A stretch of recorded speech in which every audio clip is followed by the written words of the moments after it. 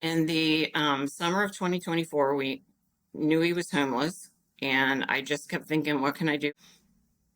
But at the very end, Jessica Nieto, who's an EXP agent, looked at me and said, "Do you want to share anything?" Mm. And I finally choked out that my son was suffering from addiction and he was homeless, and I didn't know where he was, and I was very worried about him. Almost every woman at that table shared a story about somebody in their family who was struggling with addiction, and really hard stories. And didn't make me feel like I was a bad mom.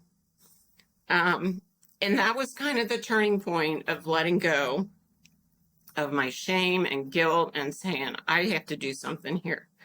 When on the way back home in the airport, I talked to two local EXP agents that were on the trip and told them my story. And one of them said, "I think you should share this with people and find people that will love and support you."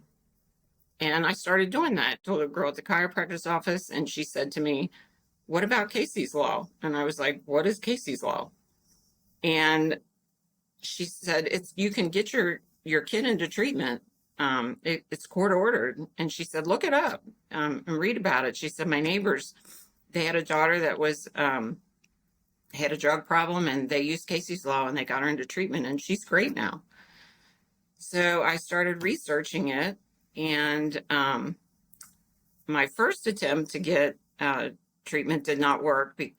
You have to go to the county attorney's office, you file a petition, and then a judge has to sign it. Well, the judge wouldn't sign it because he said I didn't have enough information. And one of the big things was I didn't have an address where they could find Anthony because I didn't know where he was. And